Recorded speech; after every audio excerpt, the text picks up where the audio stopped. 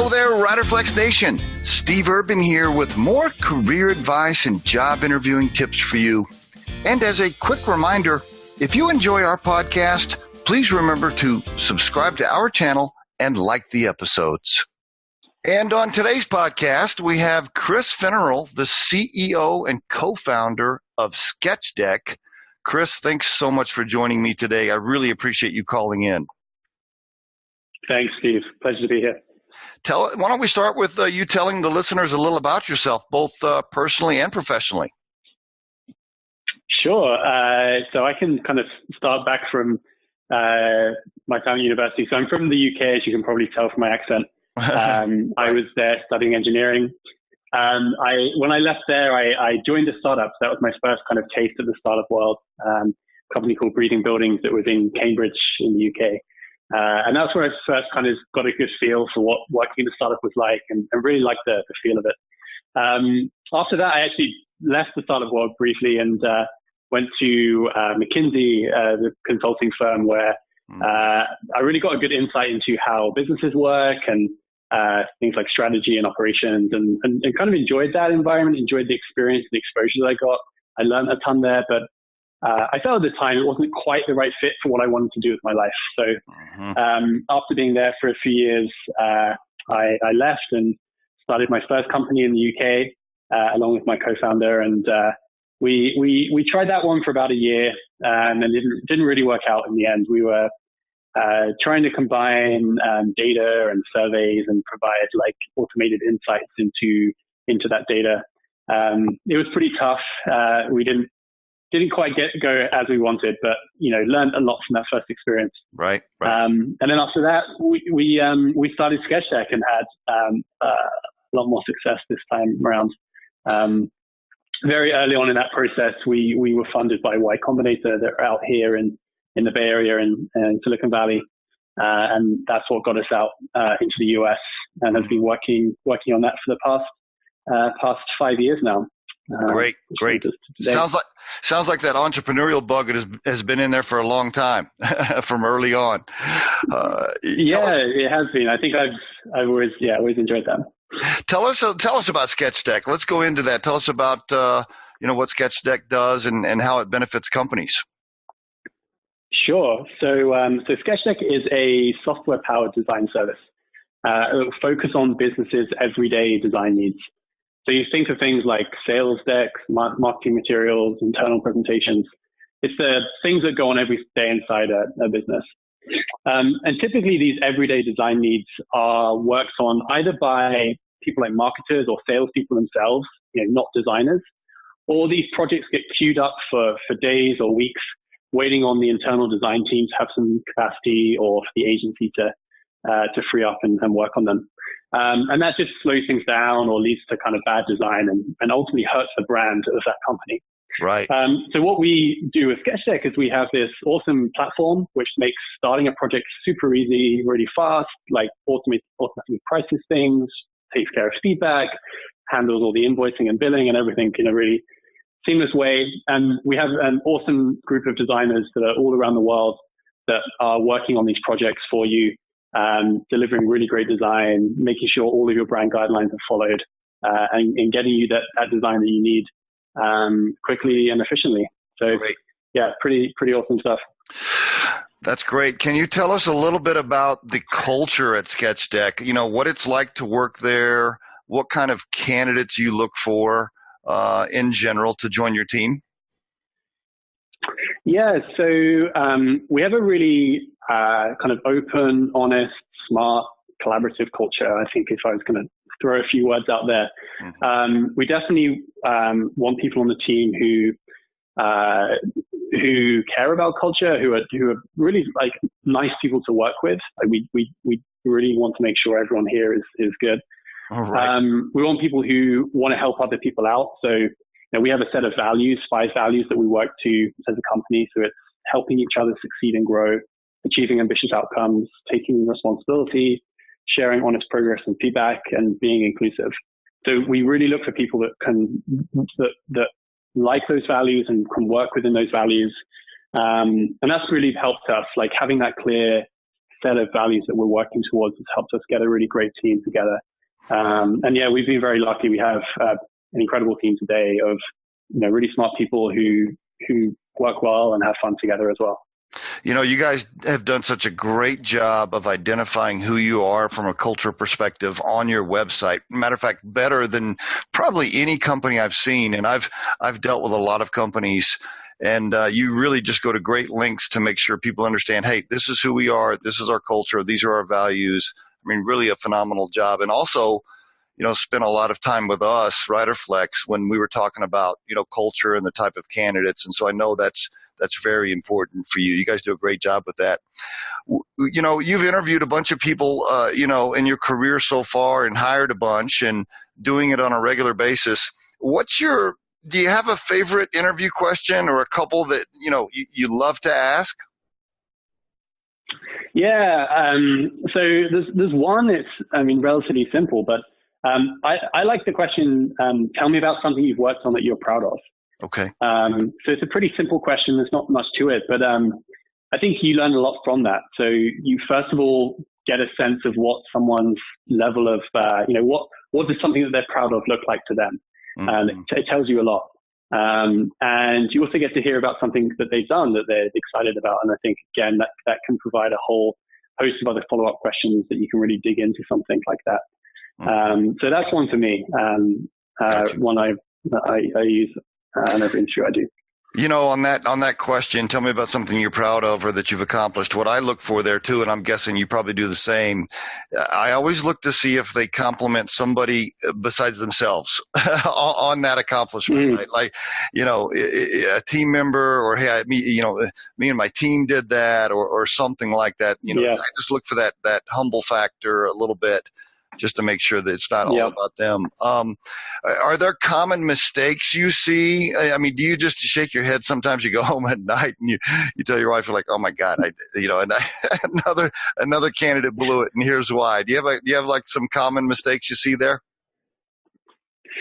Yeah, there's so many things that people do on interviews which are not, not great. But sometimes it's hard to tell whether it's, just not a good fit or whether they're kind of genuinely making mistakes. But I know there's one particular area which I look for, which is the part at the end of the interview. I always try and leave a good amount of time for candidates to ask questions ask questions back at me. Yes. And I think that's a really important part of the interview, because the common mistakes I see there is either I hear people have no questions. That's a red flag right away. Like, absolutely. If you have no questions about, a career change you're about to make, like, what does that say about that person? Or you get the people who've clearly kind of, they ask something that's so completely obvious if they'd spend 5 minutes on the website or if they'd read the job description. And that to me is one of those things where it's like, this person's not really, they don't really care that much about the job if they've not taken the time to do the little bit of research themselves. So, that's one area where I'd say, anytime you're interviewing for a job, make sure you've already read through what the company is doing, like what the role is, and have some good questions to ask, because it is important. I definitely take note of those, of people's questions. I couldn't agree more. I did a podcast recently, and by the way, that's why the podcast was started, because of all the things people do wrong in interviews. And one of the podcast episodes recently was, I called it Top Mistakes People Make. And the title of it is People Just Don't Prepare. I am just constantly amazed at how candidates just simply do not prepare. They don't do their homework on the company. They don't do their homework on the person they're interviewing with. They barely read the job description enough to ask good questions, or they didn't prepare questions yet. They just don't prepare. It blows me away on a regular basis. I appreciate you sharing that. So I'm curious, what was it like that first time? Well, maybe let's go with the McKinsey deal. What was it like to walk away from McKinsey, right, and go, okay, I'm going to try this. Can you just tell the listeners, maybe some scary moments, or some maybe some big hurdles that you overcame early on? Sure. So, the first thing to say actually was leaving McKinsey itself wasn't the hardest part. I actually had reached a point there where it was, I was basically deciding, did I want to go to business school? Did I want to do a corporate internship? So I was getting to a point where I needed to make a change anyway. So actually departing was not the hardest part. Okay. But deciding that actually rather than taking one of those more well-trodden paths, I was going to try and start something myself. That was pretty scary. I'd say, some of the things which were tricky was, early on, figuring out what I wanted to do, that was kind of hard and scary. And I guess the spoiler there is that actually coming up with something to do is easier than you think. Like once you're kind of forced to figure out something, you'll figure something else. So I always had this idea in my head. It was just, how am I going to find that idea? But you realize there's a lot of ideas out there. Once it was kind of 4 or 5 months out of McKinsey, once the paycheck stopped and you see your bank balance only going down, that's certainly a scary moment. So one thing I would definitely advise people there is, make sure you either have a good amount of savings, so you've got a couple of years worth of runway, or the thing that I ended up actually doing was doing some freelance consulting on the side. Like have something which you can spend 1 or 2 days a week, or doing a few blocks of time to just to get some income coming in, because it's gotcha. you need to still you still need to live as you're working on a startup. That's great. That's great advice. Yeah. Those are a couple of things that were pretty scary early on. Would you, if somebody, asked you to choose A or B, what would you say on this? If they said, hey, I have to put my house on the market, I have to use all of basically I have to put it all on the line to do this startup, or I can't do it. What would you say? Well, yeah, it's so hard to say in the general case. I mean, I think, I'm scared to say to someone, put everything on the line, right. Especially if you've got a family and kids and those things. So, one of the fortunate things for me is that I started working on a startup early before I had many of those responsibilities. And that's certainly something I would encourage, any younger people listening, this stuff is easier to do sooner rather than later, before you have lots of big commitments. Right. So that's the best thing I'd say. Yep. The thing I would say as well, though, is, for most people, I don't want to say most people, for many people, you can try a startup, and if it doesn't work out, that experience will teach you something, and you should still be able to go back and get a job again. So it's not the kind of making a leap to do a startup is not saying, hey, I'm never going to have a job again. Have that, make sure you've got that runway to be able to spend, a year to 2 years on it. And then, you make that jump, and then you can always come back if you try it, you didn't like it, or it didn't work out. Mm-hmm. In fact, the stats would say that most people are going to fail 1 or 2 times before they get it right. Yeah. So, how about this? How about this question? What's it like to be a first-time CEO? And can you talk to, or maybe give some advice to somebody entering into that level for the first time? And because it's just such a different position than being at a manager or supervisor role where you're doing lots of tactical. So can you just talk about that, what it was like for you to be a first-time CEO? Yeah. So the first thing to note there is that, the CEO title is an interesting one, because actually it's very different depending on what size of company you're at. So I think of my role as CEO as it's changed maybe 10 times since I started SketchDeck. Mm. Every time that you progress, the company progresses, and you've got a bigger team or more clients, what you're doing day to day changes. And so I'd say, right at the beginning, CEO itself actually doesn't really mean much. You're primarily founder or co-founder. Right. And that means you're doing everything you can in the scrappiest way possible to get this idea off the ground. Right. With myself and my co-founder, was the CEO versus CTO didn't really mean anything. And it's only really once you get to a point where you've got something kind of working, and you're maybe starting to add some team members, that's when, the CEO responsibility starts to come in. And the way that I ultimately see the role is, you're trying to you have to have a clear idea about what the company's doing and where it's trying to head. And you're trying to make decisions so that the company itself can operate well. And then you're making sure you're getting good people on the team and those people know what they're doing and they're excited to be there. So those are kind of, I guess, some of the things which stay the same once you've kind of got to 3 or 4 people and beyond. One of the things that I've talked to a few CEOs about is that scary moment when you're handing your brand reputation to employees that you're having to bring on, right? Like you were doing a lot of tactical things yourself first, and making damn sure, that it was really done right and take care of the clients, et cetera, et cetera. And when you get big enough, and you have to scale, all of a sudden you're handing those responsibilities to somebody else. You're handing your brand, your reputation, you're putting it in somebody else's hands. And, that can be scary, which is why it's so important to bring on the right people. It's just absolutely critical. Yeah. You've been really successful even early on in life. Congratulations, by the way, on everything you've built over at SketchDeck and what you've done so far professionally.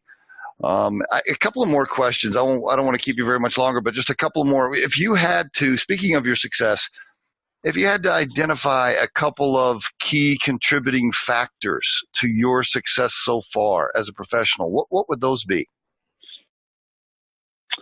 Yeah, good question. I think there's a few things. I think one is just taking time for yourself to know what's important is a good place to start.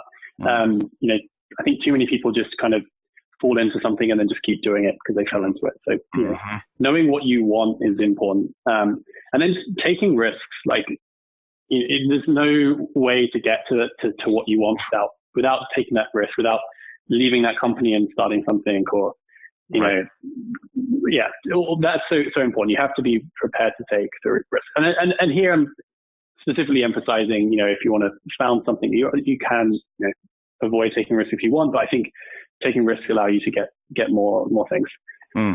Working on what you enjoy is important as well. Like I definitely wouldn't put the energy and the time into what I'm doing if I didn't enjoy it. So it's definitely good to find something you enjoy. Right. And then finally, working with good people, and we've touched on this a few times so far, but it's very quick that you move beyond what you yourself can achieve. So if you're not working with good people, then you're not going to get very far. So those are some of the things I think.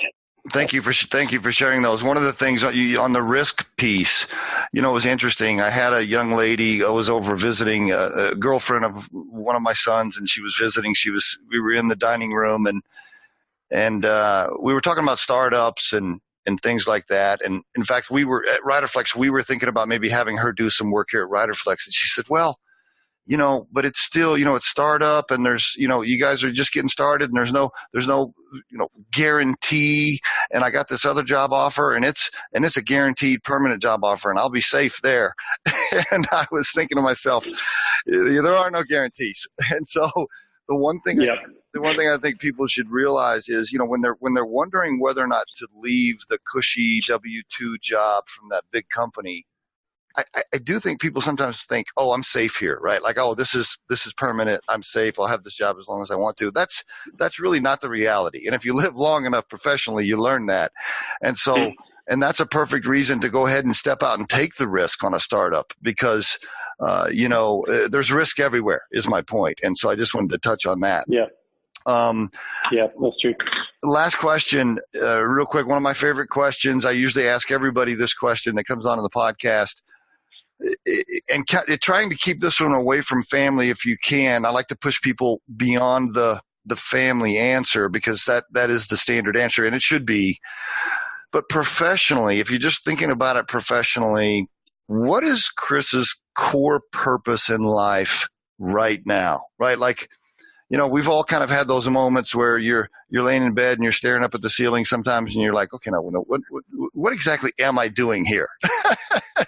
What's Chris's core purpose in life professionally as of today? Yeah, that's a great question, and one that I still am searching for the true answer to this question myself, just to be transparent. But the things I know that are important to me beyond, putting family to one side as Right. you requested. But I would say it's firstly I want to make sure the thing I'm doing is having a positive impact on the world. Right. And that doesn't mean, in a kind of cliche, like, save the rainforest or whatever it may be, but like, doing something where I feel like this business, this, whatever it may be, is having positive impact is first. I think, I touched on this already, but working with good people, with smart people, and helping them be better, be more successful is also important to me. And then finally, it's just a belief, like, I think the world is going to continue to evolve significantly with regards to software and technology. Mm-hmm. So for me, kind of finding ways to have that impact on the world through the lens of software or through technology is kind of a personal area of interest for me. So I think those three things, it's not necessarily a purpose, but it's like things that are meaningful to me. And Chris, I really appreciate everything you shared today. Thank you so much. I mean, super proud of what you're doing. Really appreciate our relationship. Riderflex loves servicing your team. Thank you for that opportunity. And I wish you nothing but the best of luck. Just real quick, it's SketchDeck.com, right? If somebody needs that service, it's SketchDeck.com, and they can go on there and find everything they need. Exactly. Yeah, everything's there on our homepage. Okay. Sounds good. Thank you so much for calling in, sir. I really appreciate it. We truly hope you find our material helpful and entertaining. And in the spirit of giving back, Riderflex donates half of all proceeds gained from this podcast to the Volunteers of America and their efforts to support veterans with employment services. While our podcast can be heard across most platforms, including iTunes, Google Play, YouTube, and SoundCloud, you can become a supporter of this podcast by visiting our show on the platform Anchor FM. That's anchor.fm/Riderflex. You can send us your questions or suggested topics for future episodes to the email address podcast@riderflex.com or drop us a voicemail at 888-964-5876 extension 710. Visit riderflex.com to learn more about us. Thanks so much for listening, folks, and have a great day.